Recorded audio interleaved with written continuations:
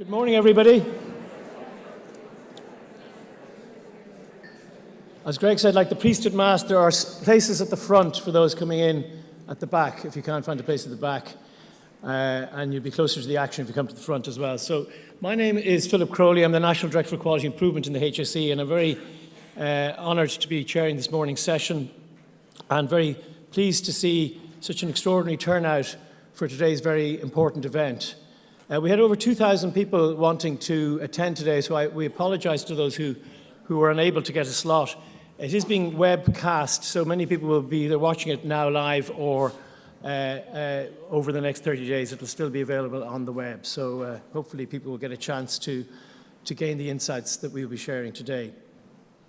The purpose of this is it's really like a first step to help prepare people for the enactment of the Act. It has not been enacted. It was voted through the Dáil on the 17th of December in 2015, so it has not yet been commenced. Maybe I'm getting those terms wrong, but it has not been commenced. I think that's really the important point. So we have a little bit of time to prepare ourselves, to develop guidance, and to ensure that we get the best out of the Act for our service users and patients. We feel today really is like a start of a series of initiatives that we have to take to support staff, to understand the implications of the Act, and to ensure that we utilise it to the best benefit of our service users and of our patients. We will be developing an assisted decision-making steering group. The Quality Improvement Division has provided a lead within the HSE, but it has the full support of the Directorate and Leadership Team and of the Director General, Tony O'Brien. So we'll be looking to provide further education and training, a plan around that.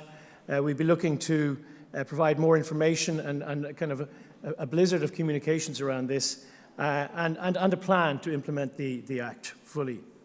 We obviously welcome this Act, all of us, and we're all here because we welcome it. We're also all here, I think, because we have some concerns about our ability to implement it effectively and to ensure that we do the right thing. So I think today is an important first step in ensuring that we do just that. As I say, the event is being webcast on the web. Details on our website, www.assisteddecisionmaking.ie. So anybody watching on the web can see also some of the presentations from this morning's session are already uploaded there. We'll have a break at 11:30 and one at 1. For lunch at 1, if you go to the back, there'll be people to guide you to your seats where we'll be eating.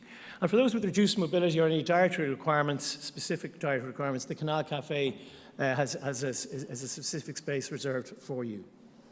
If you want to get CPD points, you can do so at lunchtime. There'll be a place to sign up at the registration area. And also, we want to promote questions and discussion today, but clearly not everybody's going to be able to ask a question. Not every question will be answered today. So we want to ensure that we will capture the questions that are asked and the answers given and share after the event, but also those that people didn't get a chance to ask. If you email orlab.o'reilly@hse.ie, that gets into the Quality Improvement Division, and we will seek to get answers to all questions about the implementation of this bill.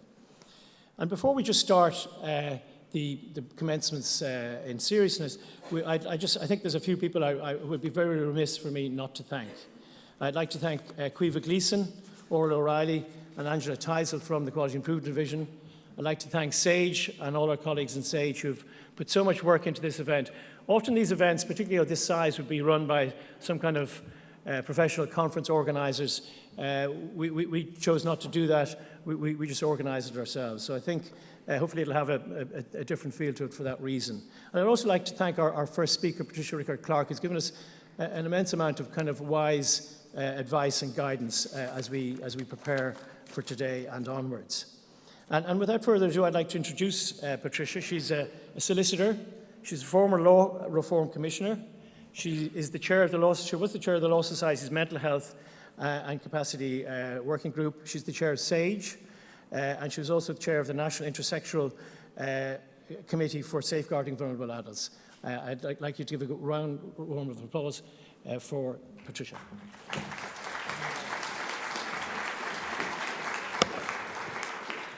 Good morning, everybody, and thank you to the HSE for inviting me here this morning. And I think it is a very important occasion. Yes, the Act was enacted in December, and plans are hopefully that it will come into operation in the latter part of this year. But a lot of work has to be done. So just in talking about the Act, the Assisted Decision-Making Capacity Act, currently we are in the dark ages, both in terms of our legislation and in terms of our practices. And that's a huge challenge. We may have the legislation, but we also have to really update our practices, and that's what's very important. So we're still at 1871, and hopefully now that we have the Act, we're not stuck in 1871. We can move forward even while parts of the legislation are coming into operation. And in fact, I'll indicate some of the ways we should already be partly there. We're also obliged, Sir Jonathan Baker asked me last night, why wasn't Ireland taken to the European Court in relation to its outmoded and archaic legislation? And that's the question I keep asking myself. And there are a number of reasons for that. But we're actually driven to have this legislation, not only because obviously we need modern legislation, but we have to comply with international and human rights legislation. And that is extremely important. We signed the UN Convention on the Rights of People with Disabilities in 2007, but we cannot ratify it until we have this legislation. So we're now in a position to ratify it. And we also have to ratify the Hague Convention on the International Protection of Incapable Adults. Two very important human rights pieces of legislation that we must comply with. So if we look first, a lot of the, I suppose we have our constitution which sets out rights we've ignored. We have the European Convention of Human Rights, which we have ignored in practice. And we have all of these other issues coming, but we now have to actually push into practice and make sure our laws, procedures, policies are in compliance. So I suppose the core principle in the Council of Europe recommendation on principles concerning the legal protection of incapable adults said the fundamental principle underlying all other principles is respect for the dignity of each person as a human being. Now, each individual person as a human being, and at the moment, we actually, for people who lack capacity, we don't see them as that individual human being, which is extremely important. So the laws, procedures and practices relating to the protection of incapable adults shall be based on respect for their human rights and fundamental freedoms. So also the general principles informing the legislation, the Act, is that all persons have equal legal rights. Everybody has equal legal capacity. That's what our Constitution says. That's what the European Convention says. That is what the UN Convention on the Rights of People with Disabilities state. The principle of autonomy and self-determination must be respected. Effect must be given to the will and preferences, beliefs and values insofar as they are reasonably ascertainable.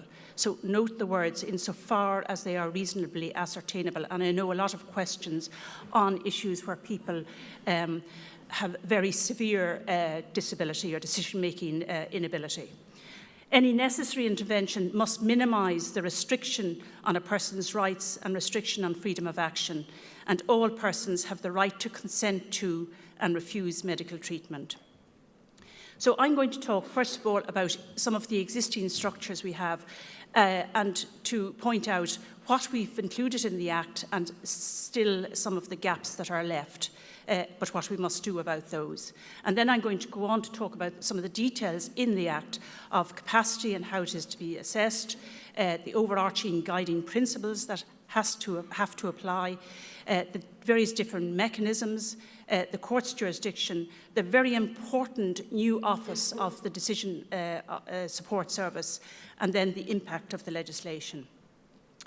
So in relation to existing structures, currently, the definition of capacity is not defined in the legislation, but we had a case in 2008 which said the functional approach was the approach, and our national policies reflect that. Our HSE consent policy and indeed our Medical Council ethical guidelines of 2009 clearly state that is how capacity should be assessed. And yet in practice at the moment, that is not uniformly followed.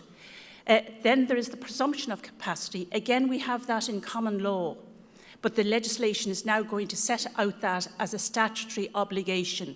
And again, even though it's there, it is actually ignored in practice, particularly somebody, say, that is diagnosed with dementia or a person who presents, say, with Down syndrome. We automatically, straight away, assume they lack capacity. We have a huge issue in relation to next of kin. We ask next of kin for consent about issues. We have huge issues in relation to families not understanding that unless they have been given authority to consent or to make decisions on behalf of a person who lacks decision-making capacities, they do not have that authority. And we have no emphasis on the person's individual rights and wishes. The right to privacy and confidentiality is ignored in practice for people whose decision-making capacity is at issue. And we use the data protection as a shield when it suits us, even within organisations, when in fact it's important that people exchange information on a right-to-know basis. We have advanced healthcare directives which have been legally recognised by the courts for many, many years, and yet there's huge legal uncertainty. They are not honoured in practice, so we need statutory, and we will have statutory provisions for them. We've enduring powers of attorney since 1996, but we've no proper reporting requirements. With the result, we've huge abuse. It's used, the BPA can be used as a huge tool of abuse. We've no accountability of the attorney when the EPA is registered. At the moment, if people raise issues, it's an extremely expensive High Court application to address those issues. We have no current provision for healthcare decisions in EPAs. We have wards of court, which again is stuck in 1871 legislation. And again, for those applications, we use status approach to capacity, and that in spite of our functional approach under the common law and our national policies, we still use that status approach. And what I'd like to say to everybody here, everybody has an obligation to challenge that. When capacity is being assessed, even now, it should be on the functional approach basis, not on a status or outcome basis. Extremely important. We discriminate on grounds of disability. And of course, the wards of court system is mainly concerned with property matters. It is really not concerned with the well-being and social protection of vulnerable adults. There's no participation by the person, the subject of the application. We have very detailed criminal law for people who commit crimes, that their constitutional rights are honoured, particularly in court. They have a right to free legal aid. They have a right, many, many rights. For people who lack capacity, they don't even appear before the court. Their voice is not heard in our current system. We have no review when a person is taken into wardship, and we have many, many instances of people who have been taken into wardship who should not be there, who have capacity to make some, if not all, decisions. So they're the things that the legislation is going to address. Some of the other points still to be addressed are the rights to private property of people who lack decision-making capacity. The issue of financial abuse is ripe and according to the NCPOP, the National Centre for Protection of Older People in UCD, who has done research on this, a very high level of financial abuse, particularly of older people. We have this cultural right to inheritance, and really before we get to the inheritance, we have to ensure that people's property and assets and money are used for their own benefit first. We have deprivation of liberty and restraint. Under the European Convention of Human Rights, we are supposed to have procedural rules if we use restraint against any person. We don't have that. So again, we understand that we're going to have legislation this year under an Equality and Disability Miscellaneous Provisions Act to address that issue. We're in breach of Article 3 of the European Convention of Human Rights in relation to chemical restraint, and I don't think we understand the distinction between the administration of medicine to control behaviour and the administration of medicine when it is necessary for therapeutic or clinical reasons. In relation to the fair deal, huge issues around the fair deal, limitations still need to be addressed, and the interface with the current legislation. So a long list of issues. So if I can start then, who is the legislation for? We define this person as a relevant person. A person whose decision-making capacity is in question or may shortly be in question in respect of one or more than one matter. A person who lacks capacity in respect of one or more than one matter. And note, it's one or more than one matter. So it's not across-the-board assessment that a person can't make decisions in relation to all matters, as we have very much in the wards of court situation. And then the third category is a person whose capacity is in question or may shortly be in question in respect of one or more than one matter, and who lacks capacity in respect of one or more than one matter at the same time, but in respect of different matters. So very important. Decision-making capacity. As the bill was going through the Oireachtas, the definition was changed from mental capacity, which is an extremely important change, to decision-making capacity. And what is decision-making capacity? It is the ability to make decisions with legal consequences. And that's what's very important. It is very different from a medical assessment of a person's functioning of the mind or brain, which determines whether they have a disability of their mind or brain, in other words, dementia. So the fact that a person is diagnosed with dementia does not mean that they lack decision-making capacity. They may indeed have memory problems, and we'll come to that, and they may indeed not be able to make decisions on some matters. But the fact that they have dementia itself, and that's what the UN Convention is saying, the fact that a person has a disability does not mean that they lack decision-making ability. So the obligation will be to actually, again, to ensure this is fully understood in practice, so that when this issue arises and when people are assessing the capacity, they recognise that distinction. And of course we need that medical assessment to actually ensure that the person is getting correct medical treatment and the correct clinical decisions are being made. But it's not the issue for applying for fair deal or in relation to property matters or whatever.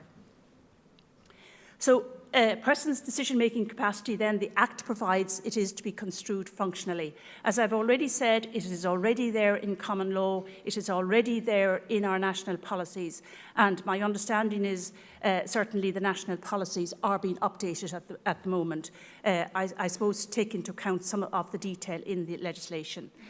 So a person's capacity is to be assessed on the basis of his or her ability to understand at the time that the decision has to be made, the nature and consequences of the decision in the context of available choices. So as you see, it is very much time-specific, issue-specific, and it's in the context of available choices. So we've Mr. Justice Jonathan Baker here from England, and he made that great judgment in the KK case. And what he said was, the onus is on the assessors, no blank canvas, the choices and the options must be given to the person. And hopefully he'll talk about that in the afternoon. And again, about not imposing too high a test, another of his judgments in relation to a person on issues such as residence. And of course, if we have very serious decisions to make, there's a higher level of decision-making ability required. The lack of capacity, on the other hand, this is very similar to the UK legislation, is that if a person is unable to understand the information relevant to a decision. So the mini-mental state test asking who the President of Ireland is or what date it is or who your mother's maiden name was, irrelevant to the decision as to whether I want to stay here or go to a nursing home or consent to medical treatment. So it is information around that decision that is key. And again, it's up to the assessor to make sure that they actually do their homework before carrying out that assessment. The person then must retain the information long enough to make a voluntary choice. And again, I'm going to rely on Mr. Justice Baker to expand on that. To use or weigh that information as part of the process of making the decision. And again, in the KK case, it's not necessary for a person to demonstrate a capacity to understand and weigh up every detail of the respective options, but merely the salient factors. So again, we will have codes to develop some of this detail.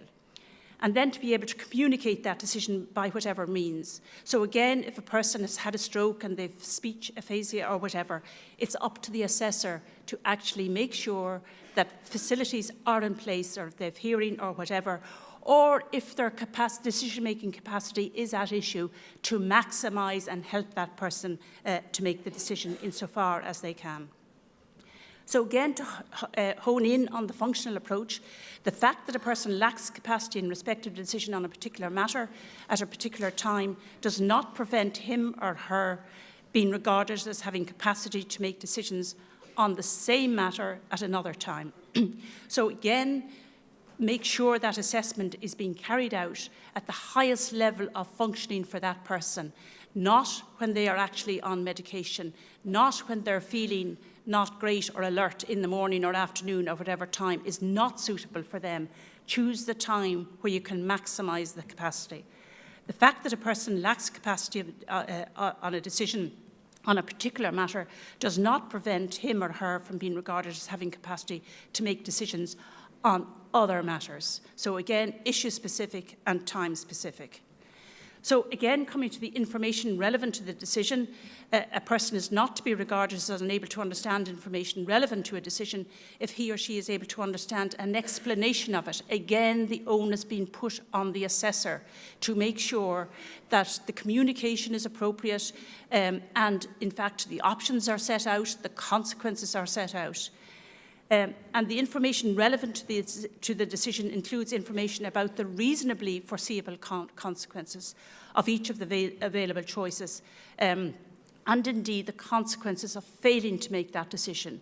So if you don't have your leg amputated, the consequences of that, and as we know from the famous C case in England, the man chose not to have his leg amputated and he didn't die, even though that was the high probability. So people have the right, if they understand the information and they can process the information, they have the right to make those decisions. And again, the fact that a person is able to retain information for a short period only does not prevent them from being regarded as having capacity to make the decision. What is very, very important are the guiding principles set out in the Act. Everybody that intervenes with a relevant person, in other words, a person whose capacity is at issue or may shortly be at issue, or a person who lacks capacity, have to abide by the guiding principles, and that includes the court. So everybody must abide, anybody that's interacting with that person, if they're supporting the person to make the decisions, if they're a healthcare professional interacting, no matter who they are, or if they're the court making a decision at the end of the day, they're all obliged to abide by the guiding principles. So it's before and during any intervention. And the presumption of capacity is contained in the legislation because we don't honour it in practice, so it's spelt out there in the legislation. It has to be the starting point for everybody, but it does have the caveat unless the contrary is shown. But we start out with the presumption. The relevant person shall not be considered as unable to make a decision unless all practical steps have been taken without success to help him or her. We've had a number of cases in the UK where the court decided all the practical steps were not taken for the person, and in one or two cases the court postponed any order until those steps were taken to enable the person to make the decision. So we've very good indicators from the UK and the case law as some of these, how the Act will work. Making or having made or likely to make an unwise decision is not indicative of being unable to make a decision. And again, I leave it to Mr. Justice Baker to deal with some of that. There shall be no intervention unless it is necessary. Again, we don't want to all now start, given that we have the Act, to start running to assess everybody have the decision-making capacity. It is only the Act says no intervention is necessary unless it's necessary having regard to the individual circumstances of the relevant person. So again, least intrusive approach. For the guiding principles then for any intervention shall be in a manner that minimises the restriction of the relevant person's rights and the restriction on their freedoms of action. Our constitutional provisions, our European Convention provisions in relation to human rights are now written into the legislation. So they're brought before us. So we have to have regard to the need to respect the right of the relevant person to dignity, bodily integrity, privacy, autonomy, and control over his or her financial affairs and property. The intervention must be proportionate to the significance and urgency of the matter, the subject of the intervention. So if it's urgent, we may have to intervene. If it's not, do we have to intervene on this occasion? And it must be as limited in duration insofar as practicable, after taking into account the particular circumstances of the matter, the subject of the intervention. At the moment, we have people taken into wardship on limited time, no duration set. The Act, actually, the old 71 Act provides for people can be discharged, but they're only very rare cases. So even the court under this legislation now, in making an order, must specify the duration for that order. With the guidance of this principle, it must be as limited in duration as so far as that is practicable. And then where a person lacks capacity, the likelihood of their recovery. So again, is the intervention necessary?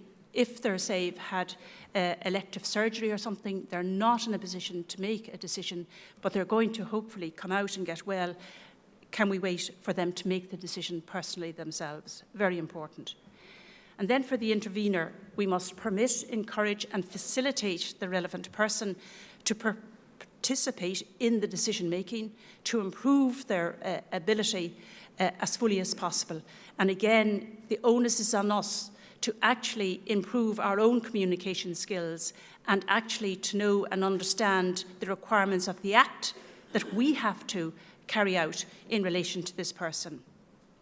We have to give effect, and these are very important points, particularly where you're coming down the assessment of capacity and you're working through the different levels, particularly where a person you may find that a person is going to lack capacity. So we have to work through these levels. So we have to give effect, insofar as practical, to the past and present will and preferences, insofar as they're reasonably ascertainable. And again, avail of all of the opportunities to find out. Our advanced planning, the things that HICWA are asking for now, when a person is in the early stages of dementia, when a person has low to moderate of intellectual disability, we should talk to them, we should find out what their will and preference is, because further down the road, we may not be in a position to actually get that information. We've to take into account their beliefs and values of the relevant person. This is becoming very, very important in Ireland, both from the healthcare point of view, where we have a very diverse cohort of multinationals, and again from people who are at the other end, who the legislation is for. And we have to take into account other factors which the person would be likely to consider if they were able to do so. And there are many ways of doing that. And then, unless inappropriate or impractical, they might have said, do not talk to my family about this, or do not, or whatever.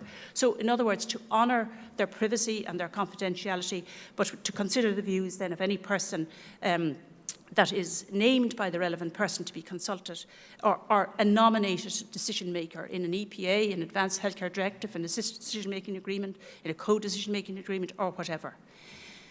We must act at all times in good faith and for the benefit of the relevant person. Now, we had a lot of debate as the legislation was going through about best interests. The whole terminology of best interests actually fell out of, I suppose, flavour. The English legislation has best interests, but they have it actually in terms of the modern statutory framework, in terms of some of the principles that we have there.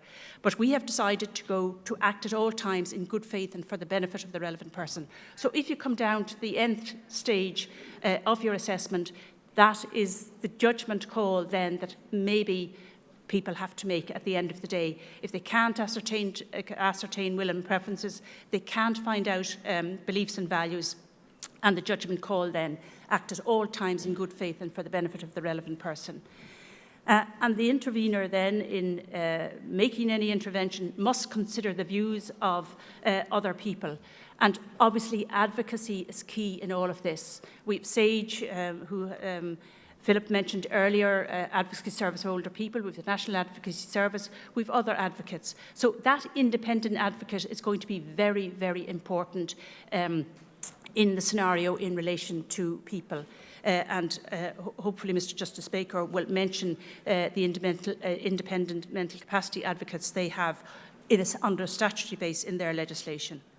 So I'm going to move on now, and just to say that, of course, this Act is for everybody over 18 years of age, and anybody that is appointed as an intervenor it has to be over 18 years of age. I think that was a point of clarification on some of the questions. So the intervenors, I'm going to look at the various different stages. My green is, I'm working on a traffic light system. So my green is when a person has capacity and they can appoint an attorney under an enduring power of attorney or a designated healthcare representative in relation to making an advanced healthcare directive. And of course, a person does not have to appoint anybody under an advanced healthcare directive. They can simply write an advanced healthcare directive themselves. But I would say, looking at the Act and the emphasis on getting the will and preferences and the beliefs and values, I think it's absolutely key to have a national campaign to promote thinking ahead, planning ahead, and that tool, Think Ahead, that the Irish Hospice Foundation is absolutely extremely important. And also, if we think of it, and I am amazed on a daily basis at the amount of resources that are wasted in terms of running around in circles and trying to make the right decision for the person, not knowing what that decision is, and where you have many family members arguing as what the decision should be.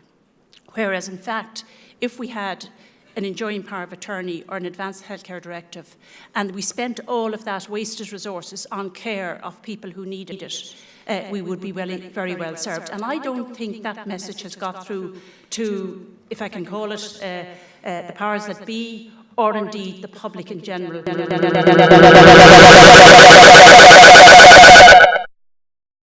And the advanced healthcare directives are key to making sure the legislation really works well, but also in spending all those resources on giving proper care to people who need it. So that's my green light. Then moving on to the orange, where a person's capacity is in question or may shortly be in question, they may appoint a decision-making assistant to assist them with decisions. They are still making the decisions themselves, and I'll come to the detail.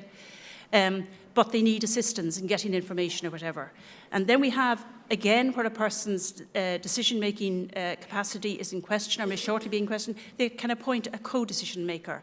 They're at probably a little higher level than making the decisions themselves. They need help. They need somebody to help them to jointly make those decisions. And then we're into the red, where a person lacks capacity and there is an application to court in relation to that.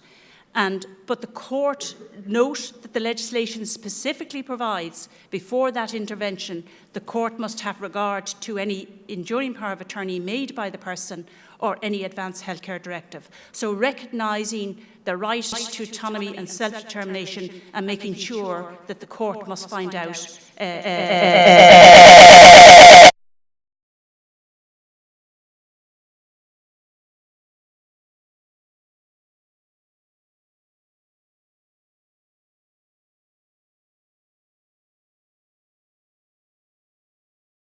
and appoints a decision-making representative to make the decisions that the court will specify in an order. And of course, a person can be at different stages of those traffic lights, because if we're talking about issue-specific and time issue-specific in particular, that a person may have capacity for some decisions and not for others. So a person may have somebody to assist them in making decisions, or they may have an EPA that has come into effect for, say, serious financial decisions or other decisions, or indeed an advanced healthcare directive in relation to treatment choices. So important that we understand that. So I'm going to move on then to enduring powers of attorney. Again, to remind ourselves about the Council of Europe recommendations that member states should promote self-determination for capable adults by introducing legislation on continuing, well, that's the name that's used, powers of attorney and advanced care directives, with a view to implementing the principle of self-determination. Now, that is there since 1999. We have our, as I say, 1996 enduring powers of attorneys, not as developed as they should be, but we don't have legislative base for our advanced healthcare directives.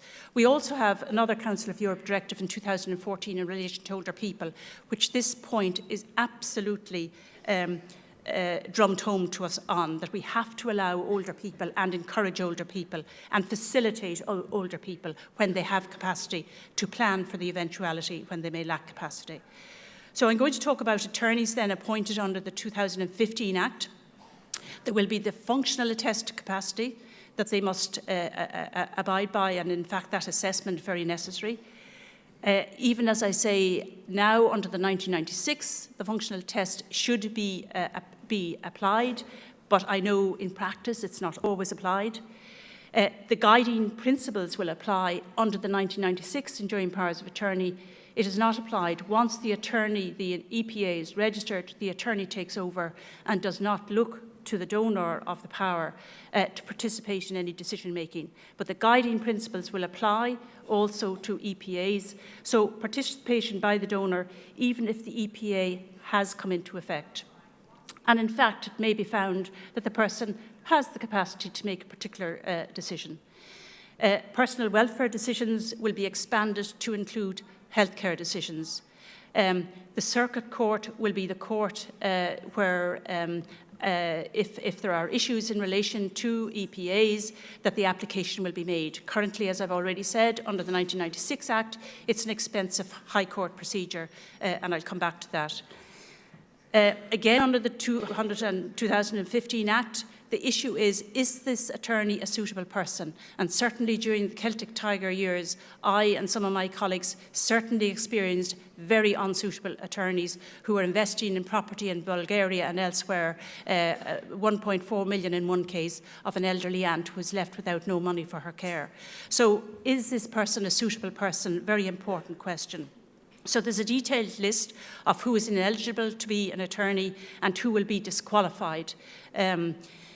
Then the execution of the attorney, there has to be statements by the donor themselves to say that they understand what they're doing, they understand they can revoke it, they understand they can vary it, and then by a lawyer who has to confirm again that the person is not executing it under undue influence or coercion. A doctor must certify that the person has capacity, and now a healthcare professional.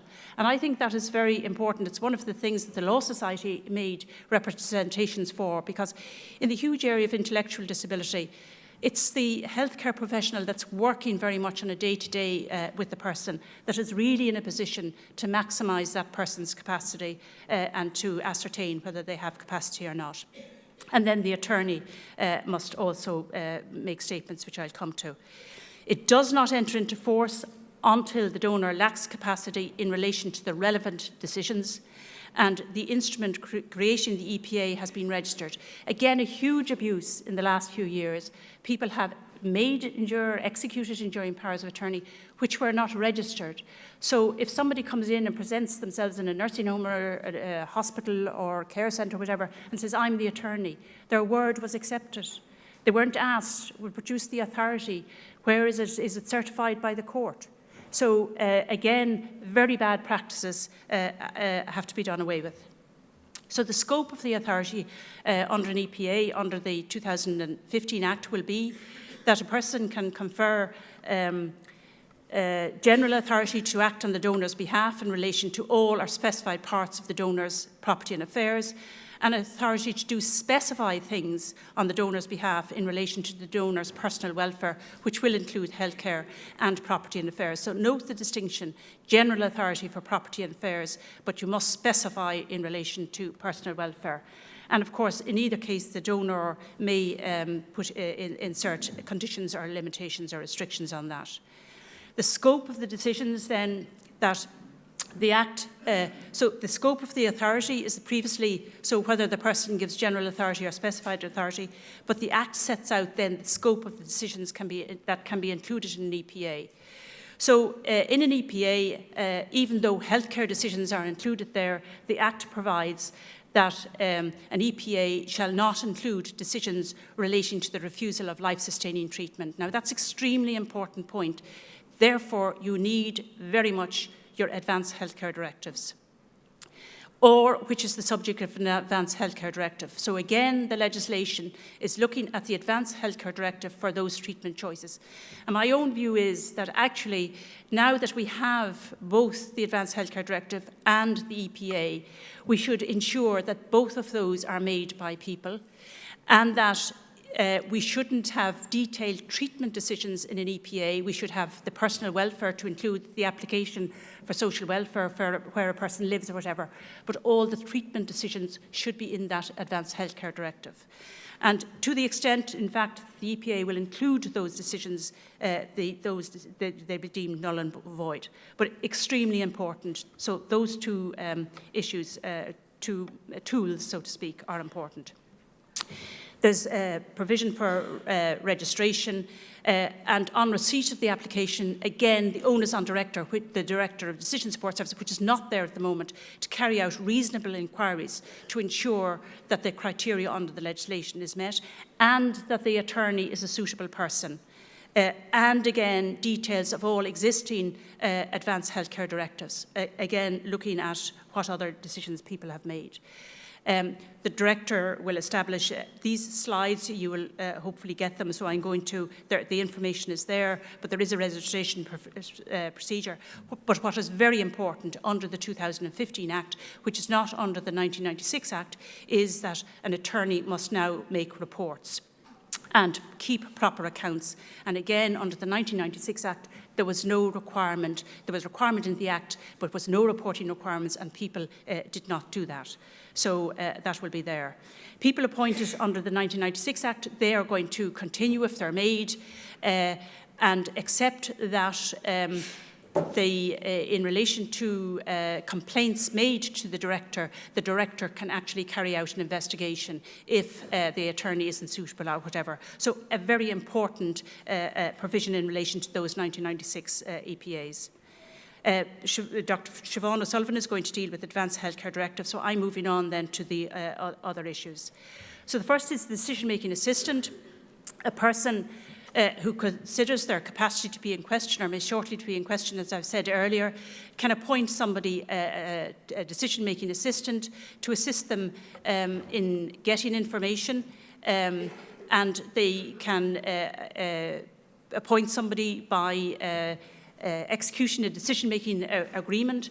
They can appoint a person, either a single person, a person to act jointly or jointly and severally.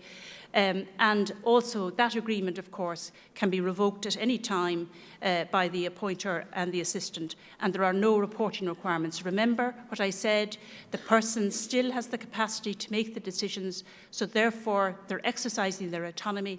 They may need assistance, it's very important assistance that they get, so there are no reporting requirements for the assistants. But the assistant must, and indeed the maker of the agreement, must notify the Director of Decision Support Service of the fact that the agreement has been made.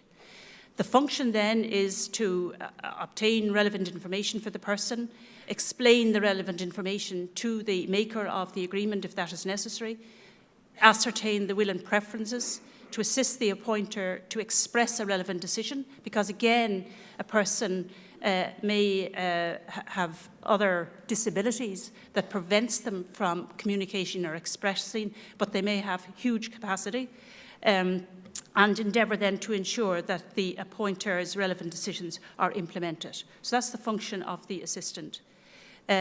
There will be regulations in relation to the agreement, and you'll see there specifying what decisions can be included in that agreement. Generally, it will include property and affairs or personal welfare decisions, but we'll have to wait for the detail of the regulations. But again, to emphasise that notice must be given to the Director of Decision Support Service. Moving on then to co-decision maker. Again, a person who considers their capacity to be in question or may shortly be in question can appoint a suitable person in writing in a co-decision making agreement to jointly make, so these are joint decisions, jointly make one or more than one decision, again on personal affairs or property. And again, the Act sets out, it could be a family member, it doesn't have to be, but again, the personal contact and knowing the person is very important. And again, a suitable person, so the person is able to perform their functions under the co-decision making agreement. Just to note the distinction here in a co-decision maker, a person can appoint one person in one co-decision making agreement. They can have a number of co-decision making agreements, but not to appoint people jointly in a co-decision making agreement. And the logic of that is, of course, is if you have a person who is very vulnerable in relation to their decision-making capacity, and you have joint decision-making, you don't want them swamped by more than one person. That one person has a specific role to jointly make that decision. So that's an important distinction. And of course, there will be detailed requirements to ensure there isn't abuse about the execution and the witnessing of that. The function of the co-decision maker, again, is to explain the relevant information, ascertain the will and preferences, assist the appointer to obtain the relevant information, discuss the known alternatives and likely outcomes. And this is coming back where we're assessing capacity if we're putting in a formal assessment of capacity. But again, it's the obligation of the co-decision maker to discuss all of these alternatives. That means that co-decision maker must have done his or her homework and must really know the person and know what that person wants to achieve. And then, very importantly, make a relevant decision jointly with the appointer, and make reasonable efforts to ensure that the decision is implemented insofar as practicable. The obligations then are to inform the director. Obviously, if this person is on the sliding scale of decision-making ability, their ability, in fact, may improve or it may disimprove. So there's an obligation to inform the director if that happens. So is another intervention or some other intervention appropriate? The co-decision maker shall acquiesce with the wishes of the appointer and shall not refuse to sign the documents unless it's reasonably foreseeable that such acquiescence or signature will result in serious harm to the person or another.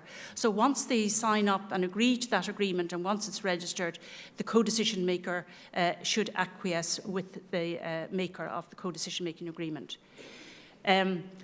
They only have authority in relation to the decisions that are contained in that agreement. They are not a general co-decision maker with that person. So again, in looking at a co-decision making agreement, very important to know what decisions are covered in that agreement.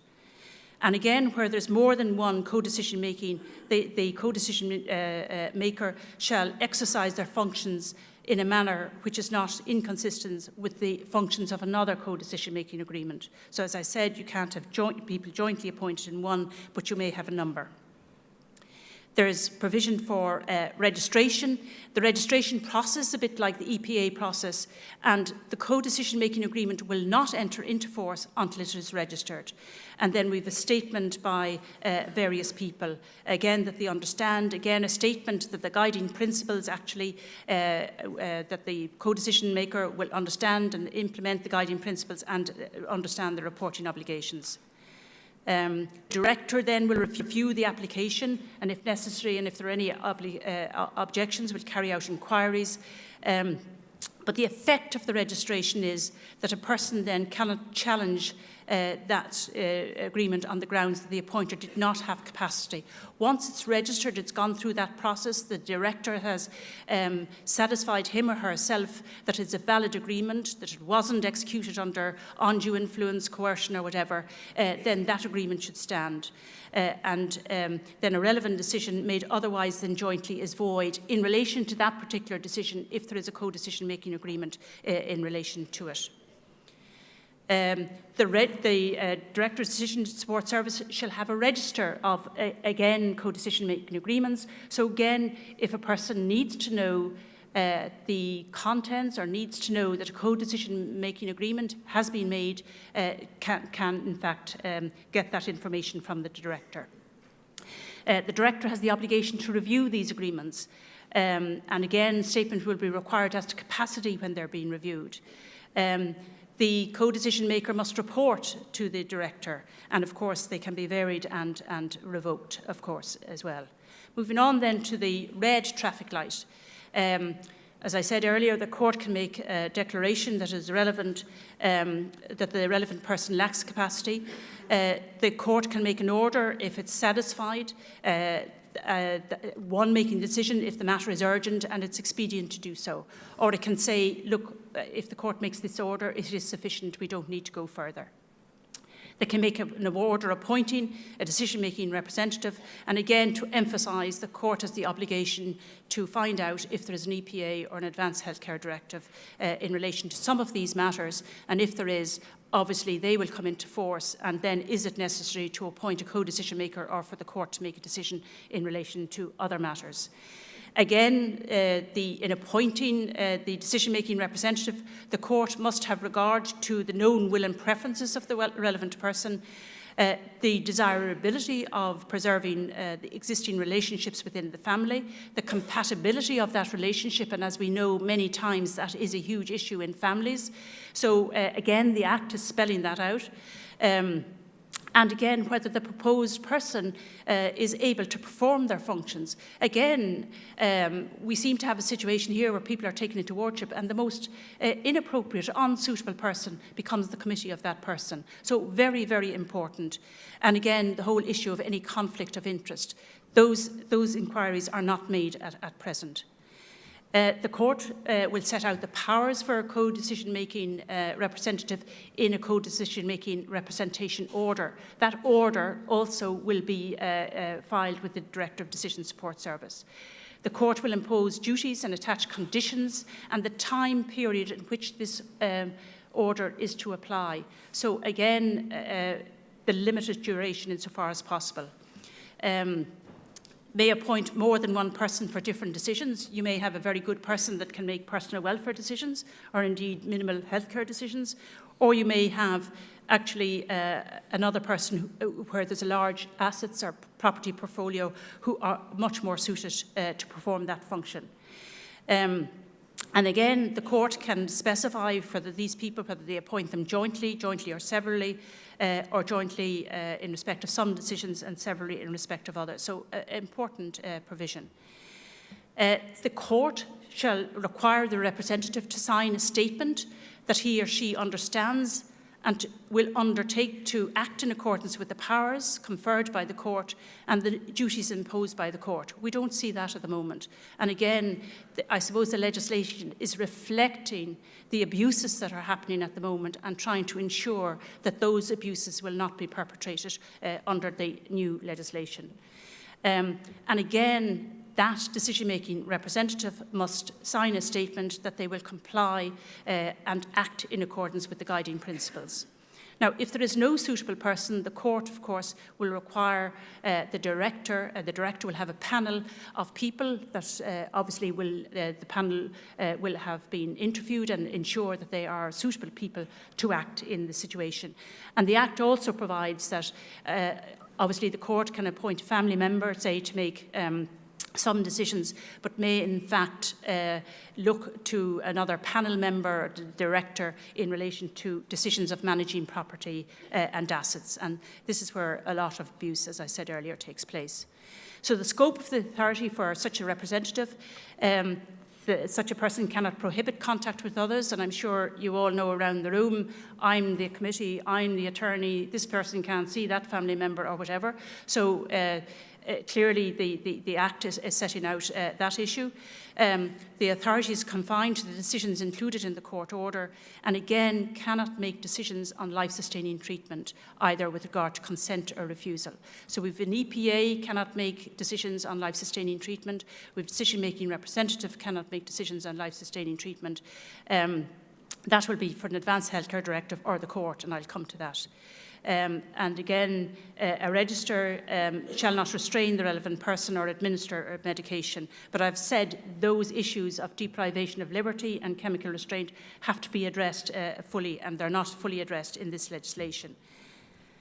The complaints can be made against all of these intervenors or decision makers to the Director of Decision Support Service. At the moment, we have a situation where we either have to make an application to the High Court or actually it's a crime and we need the guards. We've had nobody, no central authority where we can make a complaint to, where we are really concerned about a very vulnerable person. So now the Act gives us that mechanism, so we can make a complaint to say the person is acting outside the scope of their authority. They're not a suitable person. They're unable to perform their functions. They're not exercising their authority, whatever that may be, appropriately. They've used fraud, coercion or undue pressure to make the person enter into an agreement or an EPA or an advanced healthcare directive or whatever it is. And then the director has the right to consider those complaints, carry out investigations. It's an offence if a person doesn't cooperate with that director, which I think is great. And if the director decides that the complaint is substantiated, then the director makes the application to court, and then the court will determine the matter.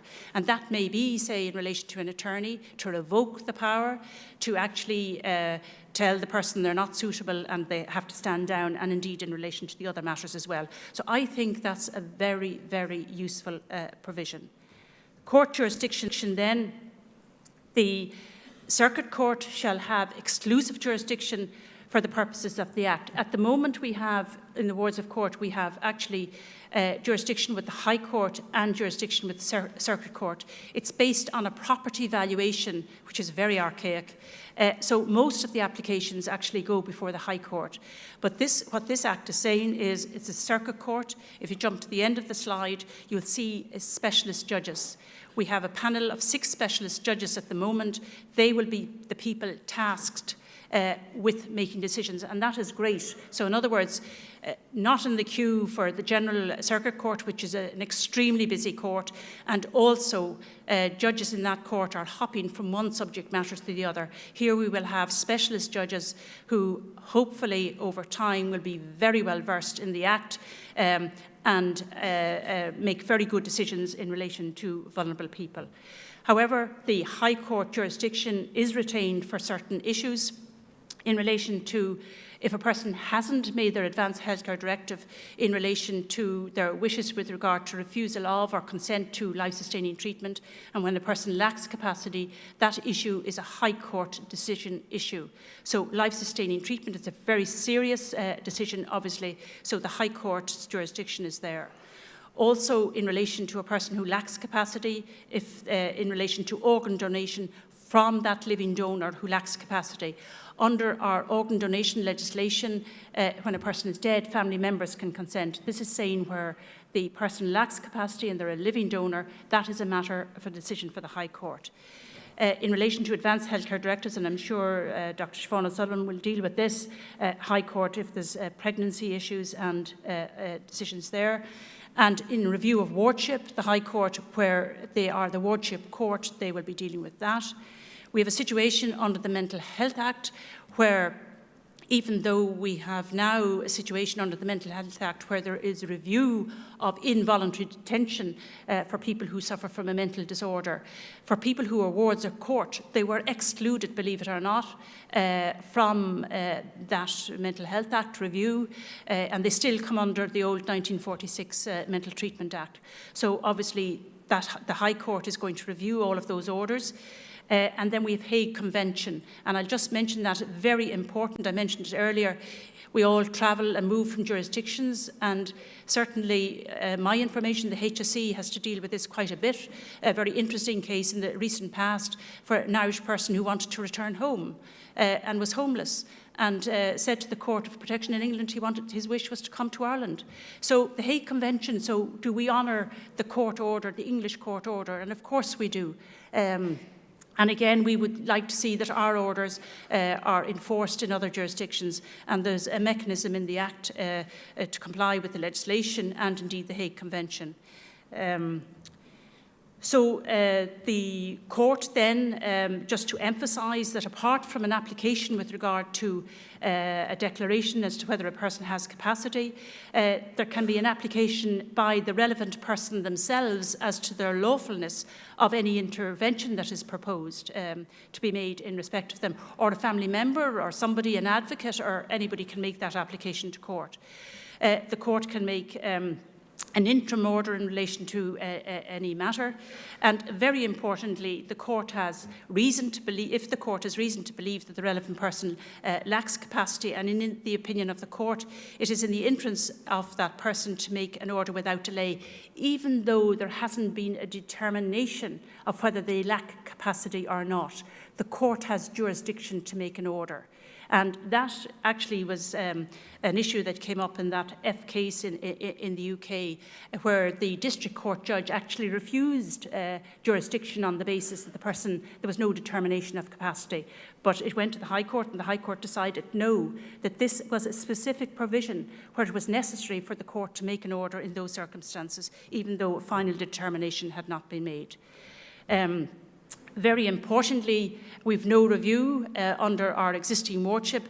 The court actually now has the function of reviewing all declarations made in relation to that. The court can seek expert reports in relation to the matter, or can appoint special or general visitors to assess capacity or look at healthcare matters, or indeed other specialist matters as well. There will be legal aid for people, again, under our wardship system. We've no legal aid. That's one of the reasons we weren't brought through Europe. People who lack capacity, very expensive to go to the High Court, very vulnerable people, usually at the poorer end of the scale.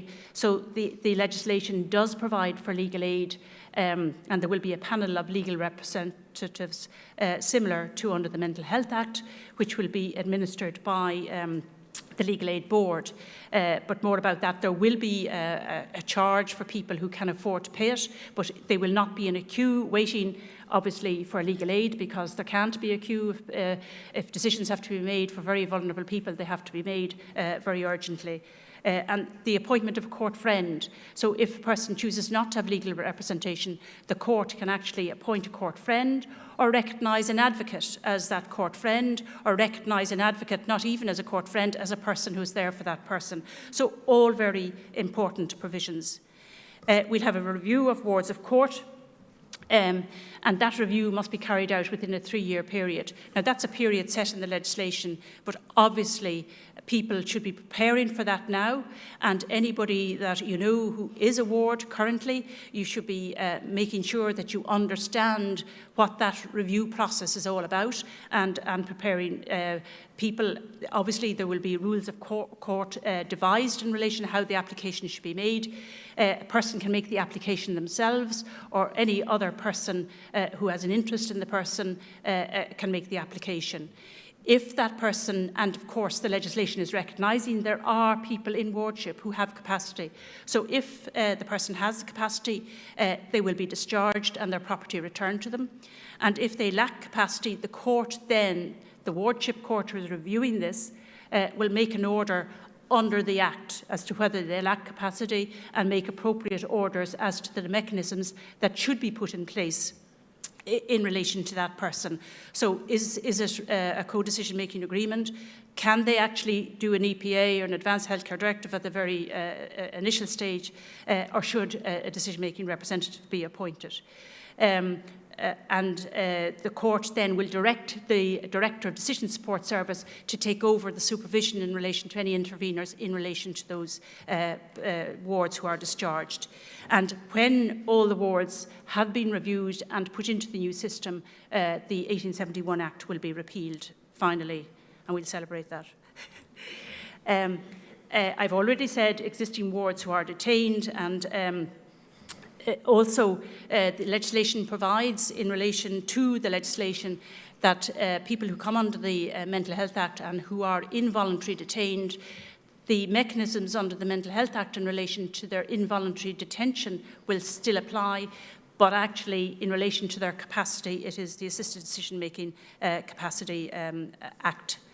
So on to the Decision Support Service, and I couldn't emphasise more how important this office is. And it's actually quite developed in the legislation, looking at taking bits from Australia, Canada, England and whatever, but a far more active office than any in other jurisdictions. So it's very important that we give huge support to this office when hopefully it's set up very shortly under the Mental Health Act. So the functions of the Director is to promote public awareness of the Act in matters relating to the exercise of capacity. Now, I think that's hugely important. At the moment, where do you go for information? If you're diagnosed with dementia, where do you go? Where do you get the information? How do you manage your bank account or whatever? All of these issues. Or what happens to me if I don't have family members? I don't have people to assist me. So, and then the public awareness, the family members, to educate family members about these things as well, and indeed organisations. To promote public confidence in the process of dealing with matters that affect people who require assistance, to provide information to the relevant person in relation to the options for exercising their capacity. So to set out the various options to them that I've just gone through: EPA, Advanced Healthcare Directive, Decision-Making Assistant, Co-Decision Maker, at the end of the day, Decision-Making Representative or the Court. To supervise all of those people that I've spoken about, very, very important, to make sure they are suitable people, they're carrying out their functions that have been given to them and they've been authorised to do, both under the Act and in any agreement that is made by that person, the vulnerable person, the relevant person. To provide information in relation to the management of property and financial affairs. And remember, at the moment, we have a situation where the monies are lodged for wards in court and the state makes those decisions. The property is now, under the human rights, back to the relevant person, and all of that property has to be managed prudently and well. So a lot of help will be needed to do that. To provide information and guidance to organisations and bodies in the state in relation to their interaction with relevant people. So hopefully we'll see a lot of information and guidance in relation to that. And to identify and make recommendations for change in practices in organisations. And I would say that, all right, the Act has been enacted. It hasn't yet come into operation and will be during the year. In the next couple of months, and now work has already commenced on detailed regulations and detailed codes of practice. But also, even when that happens, when we have the Act implemented and in operation fully, things will be arising. So the onus is on all of us to actually report that to the Director, indeed through our organisations, to make sure that those changes in practice are brought about. And even now, we should be looking at our practices and asking ourselves questions in relation to this legislation in all sorts of different areas. How we make decisions. Are we making decisions on behalf of people, or is the person the centre of what we're doing? And are we actually ascertaining their will and preference, their beliefs and values? And, you know, how in practice are we actually operating at the moment? The investigation by the Director, terribly important, as I've already alluded to this. Again, if we find that relevant people are being abused, vulnerable people are being abused, then it's our obligation to report that. The Director will establish and maintain a number of registers of agreements, and also have panels of suitable person for decision-making representatives, special and general visitors and court friends.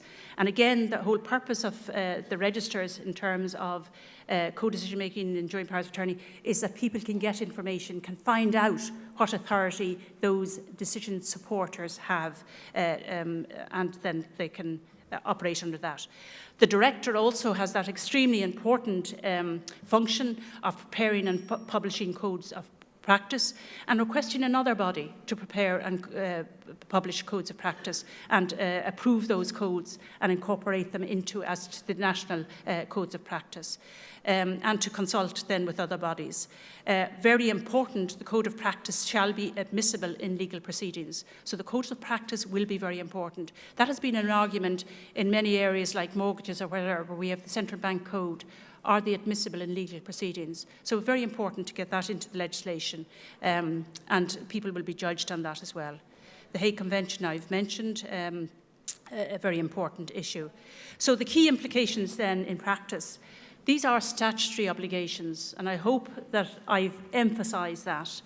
So, and the statutory obligations are the need to respect the rights of each person as an individual human being, to respect their autonomy and self-determination, So apart from the legislation, we now have the legislation, it will come into operation, but we need that huge cultural shift in practice, and we have to achieve that. So how it's implemented in practice will of course depend on education and training and the individual and institutional obligations to know and understand the law. So each of us have that obligation to know and understand if we're interacting with a person, and institutions have that obligation in spades. So it's a huge obligation. The providers of service must ensure that the legal requirements are adhered to and the standards are met. And again, this will require changes in practices. So again, we should start now and make sure that things that are already in place, like functional approach, etc., person-centred, it should be absolutely fully operational now, and then move on to the other issues in the Act. Anyway, I'll end there, and thank you very much. So if you have questions, and hopefully I've given an overview.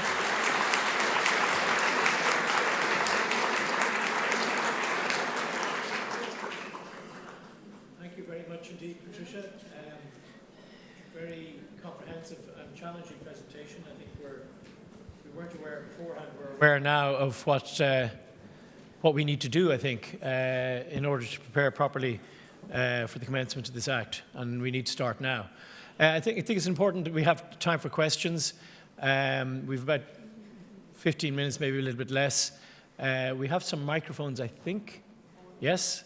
There's obviously a lot of people here, so put your hand up real high and comments or questions. There's one, somebody. A question for... Oh yeah, great. A question for Ms. Ricard-Clark, if I may. I'd like to draw your attention to section 27, subsections 6 and 7, the scope of the decision-making representative, which, as you know, are identical to the informal decision-makers, which appears later in this Act. Subsection 6 defines what restraint amounts to. And then subsection 7 goes on to state, and I quote, "For the purpose of this section, a decision-making representative for a relevant person does more than restrain the relevant person if he or she deprives the relevant person of the relevant person's liberty," etc. Now, it seems to me that the definition of restraint in subsection 6 must be, absolutely must be, a deprivation of liberty if you apply the Bournemouth ruling. And it seems to me, therefore, that subsection 6 and subsection 7 are wholly incompatible. I would absolutely agree with you. I mean, as I said earlier, we're having our legislation on deprivation of liberty, hopefully. We're in breach of the European Convention of Human Rights, as I said. We've no procedural rules, which we should have. And the same applies for chemical restraint, which actually, under Article 3, is an absolute right. Under Article 5, in terms of deprivation of liberty, you can, in certain circumstances, mental health, or indeed under criminal law, you can involuntarily detain people, provided you have clear procedural rules. It doesn't apply for people who lack capacity, but Article 3 is an absolute right. So I would agree with you. As I said earlier, there are gaps in the legislation. And again, it behoves us all to make sure that when we see the Equality and Disability Miscellaneous Provisions Act coming through, that we raise these points and have them addressed. Thank you. Yep. There's a question there in the middle. Yep. Good morning. Thanks very much. Just a comment, really. In terms of the group that's tasked with developing the codes of practice, is there plans to liaise with the central bank and financial institutions in terms of their practices? Yes, my understanding is yes, and already actually discussions have already begun in that regard. And you might be interested to know that in Canada they have a provision whereby they produce leaflets in the Office of the Public Guardian and indeed the Banking Federation, which are the same leaflets with regard to dealing with a vulnerable persons or a person who lacks capacity, their assets and their property. So yes, again, under the Central Bank Code of Practice of 2012, it does define a vulnerable customer, but doesn't go far enough at all. And my understanding from the Banking Federation is that rather than just expand the Central Bank Code, they're going to have a very much detailed independent code. So yes is the answer. Somebody further down there, is there? Any other comments or queries? Yep, up here. Hello, thank you. I'd just like to ask, under the Act, does a person the right to self-determination, does that have precedence over their health and safety? Well, the issue is if they are not being involuntarily detained under the Mental Health Act, it may be a challenging situation, and even though you may regard it as an unwise decision or whatever, if they have capacity and they understand going through the information and whatever, they have a right to make that decision. Be unclear, you know, if the person has, you know, I suppose I'm talking about in a community setting, you know, where you have people a person living in squalid conditions, rat-infested places where they do need nursing intervention. And if they don't get it, you know, say in certain circumstances, say if they were insulin dependent or that, you know. Well, what I'm going to do is I'm going to flunk out of this because Mr. Justice Jonathan Baker has made decisions very similar to some of those issues you're raising. A far better position to comment on actual cases. Yes, thanks. So, thank you. All right. Good question. Yep, another question here, just near the front.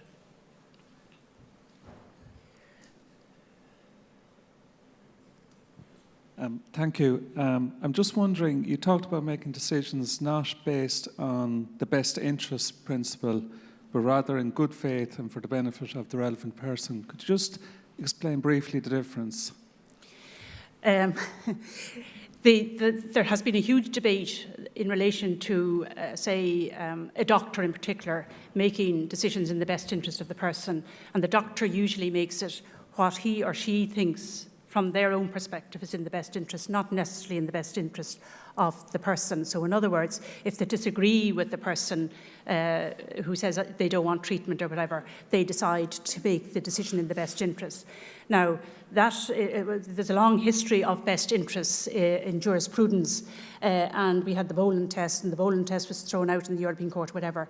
And England has still stuck with the words best interest, but actually on the point is very much it is the person's decision. We decided, because of all the debate on it, not to use the terminology in the best interest, but our principles are clearly, at the end of the day, if a person, we can't find out what the will and preference or the beliefs and values, we can't be running to court for every decision.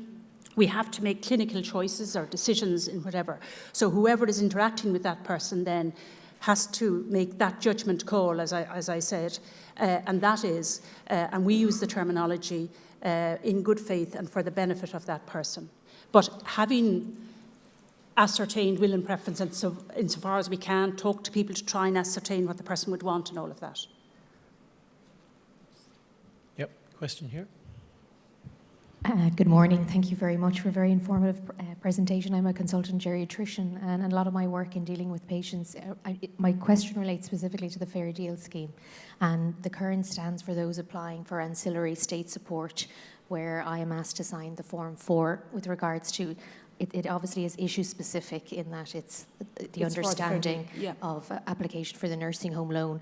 Is that going to be replaced with those perhaps that have co-decision makers, or where do we stand in regards to that specific issue? The straight answer is it's not clear, and in fact the reason why we have the application to the Circuit Court under the Fair Deal scheme is that at the time of the redress scheme in terms of nursing homes, everybody couldn't be taken into wardship. The system would have fallen over. So we had this little ring-fence system, in which case the application is made to the Circuit Court. And it's very specific. It's very limited to saying the person lacks capacity and applying for the Fair Deal. The great difficulty is, of course, there's no access to money or anything like that. And I think there has been an abusive process, just looking from the outside, in terms that sometimes then an application is made for wardship where the person actually may be able to manage some of the things, but to get hands on money, that application is being made. My own view is, and I think we have to resolve it pretty smartly, is that if a person has the capacity to have a co-decision maker, that should suffice. And after all, the care representative is point of person lacks capacity. And my next question then is that can it be dealt with within a very quick interim order by the court, application to the court or whatever. But we have to work it out. And we have to, because it doesn't make sense. The other very important point is that's an application to the General Circuit Court with huge delays, huge cost to the state of those applications to court and the delays of that application to court. If we could get it into the specialist judges on a quick application, that is what is necessary. So we do need to resolve the issue. Question down below, yep. Yeah, could I just ask, in relation to children more so, maybe there's been a focus on property, maybe in the financial aspects, but where parents who have a disability, say, or in some other way are constrained, and they're making decisions, they've been asked to make decisions about their children, do the same guiding principles apply? And if there are differences, what are they? Sorry, they're making decisions about their children, is it? In relation to their children, yeah. Well, again, the issue comes back to have they got capacity to make those decisions? And obviously, if there are children involved, it's a very serious decision that has to be made. And the Act is dealing with people whose capacity is at issue, but there's a whole lot of other vulnerable people out there that don't even come within the Act. And they are the awful challenges that we have to deal with anyway. But I would say, in terms of, obviously, that's a very serious decision. So that needs a very serious consideration by the assessor of capacity, whether that parent has capacity, whether that parent has the capacity to parent and make decisions about their children. So I would regard that as an extremely serious issue. Thanks. Another question down below, yep. Hi, how are you? This has been very interesting, thank you, so far. I was just wondering, I can see how the whole sort of enduring power of attorney and advanced decision-making works in a long-term basis, but I was wondering how it works in an acute phase. Say somebody comes into an emergency department, peri-arrest or in cardiac arrest, and somebody says there's advanced directive in place. How is that accessible? Is it physical? Can it be looked up, on the register? Sure. That is why there will be a register of advanced healthcare directives. Now, we have the Health Information Bill and we have the Health Identifiers Act and all of those issues. And hopefully we'll have our health card. And that information should be readily available to healthcare professionals. It is an issue, again, that very much has to be addressed. And also, of course, as well as looking and asking somebody to sign a consent form, the question should also be asked, have you got an advanced healthcare directive? I mean, it should be a matter of course, automatically, from now on. And we are aware, of course, that people who have made advanced healthcare directives, they are ignored at present. Another very important provision in the Act is actually, and you hear particularly of people coming from other jurisdictions whose advanced healthcare directive has not been honoured or respected. And the Act very, very clearly has a provision where an advanced healthcare directive made in another state, which is effectively on all fours with our legislation, must be respected and would be honoured. And that's even outside the Hague Convention provisions. We have time for one last question. Sorry, there's a question over here, sorry. Okay. Thanks. Sorry, just to say there's 50 minutes put aside for questions later on as well, so we'll get to most of the questions hopefully as we go. Charney Weitzman, Tusla Child and Family Agency. I'm with the Children First team. I suppose in relation to children, I'm conscious the Act relates to those over 18, and yet there are children who are wards of court under the age of 18. And I'm just curious where their rights sit in relation to the whole dialogue around assisted decision-making and vindicating their rights. Well, it doesn't apply to them, but the wardship regime will be abolished. So obviously something has to be put in place where, and for children it's usually that they lack legal capacity. It's not that they lack decision-making capacity, they lack legal capacity. They're not in a position to make decisions for themselves. So, but this Act applies to people whose decision-making capacity is at issue, who are over 18, etc. Okay, I think we should better leave it there. We have quite a tight coffee break, so you need to get it down, you so to speak. 15 minutes.